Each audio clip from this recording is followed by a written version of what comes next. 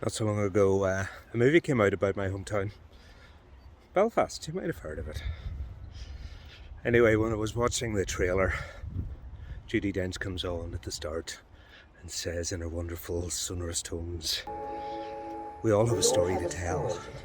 But what matters is not how that story ends, but where it begins." And it cuts to a black and white image of Belfast, 1969. And it's a street scene of a wee boy out playing with his mates. And when I look at that, it takes me back. I was a wee boy in Belfast in the 1970s. And for me, my everyday geography back then was very much what it was like in that movie. My grandparents grew up in and lived all their lives in the inner city in Belfast, in the terrace houses. My grandfather worked in the shipyard, the very same shipyard that had built the Titanic, the most famous ship from Belfast. Famous because it had sunk. But as we like to say here, the Titanic, she was all right when she left us. My grandmothers both worked in the linen mills in Belfast. And their everyday geographies at that stage would have been hard, difficult lives. They woken up very early in the morning to walk around to the mill. And my dad would tell me that if they were late, they were locked out. They wouldn't get in at all. So how did they make sure that they were up in time, in a time before we could set the alarms in our iPhones? Everyday geography for them was, as my dad would say, the knocker-upper. The knocker-upper would come round and tap on the window just to make sure that they were all up in time.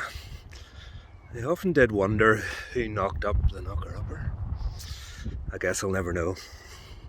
My everyday geography as a wee boy in the 1970s, playing in those streets when I went in to visit, was, if you can imagine, a bowl haircut, brown hair, and a turtleneck top that I would have worn as I played in the streets. And in those days, before computer games or anything like that, it was all in the imagination. My everyday geography then, as I played in those streets, was a stick would become a space laser, and the waste ground in between the houses would be any planet that your imagination would take you to. We went out in the morning, ran around and played, and only came back whenever we were hungry. My everyday geography as I grew up as a wee boy there, in many ways was like any little boy in the 1970s in the UK.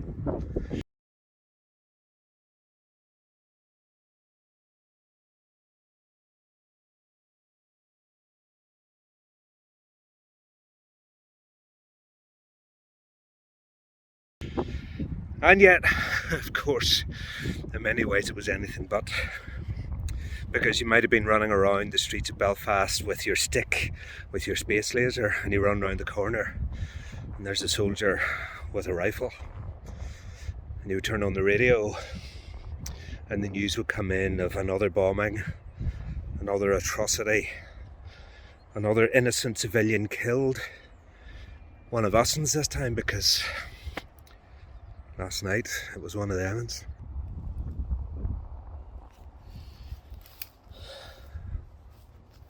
So what's everyday geography like now in Northern Ireland? Fast forward nearly half a century from whenever I ran around the streets as a wee boy in the Troubles. I tell you, the country that I'm living in now is radically different. The country that my daughters are growing up is one where they have had a very different experience. Their everyday geographies couldn't be more different than mine. You know, we've still got a long way to go, of course. But it is one of my greatest privileges and honours as a geography teacher, as a teacher in the town that I work in Lurgan. My everyday experience there is to be involved in something called shared education, where I get the opportunity to bring together Protestant, Catholic, Nationalist, Unionist young people from both sides of a very divided town where they don't get the chance to meet. Their everyday geographies keep them separate in their own little parts of the town. Well, we don't go there, we just stay up here. And I give them a chance to meet. I give them a chance to get to know each other, and the stereotypes come down and the friendships are built, and peace is being made. Okay, it may not attract the headlines, you may not hear much about it outside of what we're doing, but the difference it's making in their lives is profound. We're sending them off on a different trajectory than otherwise would have been the case. Investing in the future so that those young people, when they're the decision makers in this land, will think differently because of the experiences they're having right now.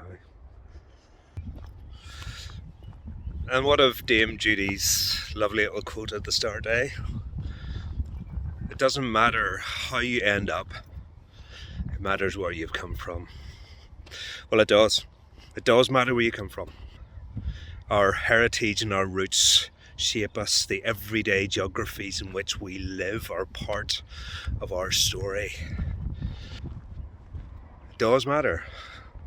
All of those choices we make in our everyday geographies, and those opportunities that we have as geographers with the people that we meet, and the paths that we take to contribute just a little bit more to the sum total of joy and peace and happiness in the world.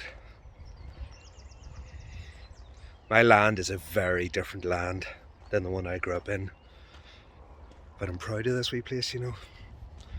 I'm proud of the journey that we've been on, and I'm proud of where that journey has taken us. In the movie, the wee boy turns to his granda and says, "My ma says, if we'll go across the water, they'll not understand us." Well, listen, if yous don't understand me, yous are not listening. Sure, I'll catch you next year, alright?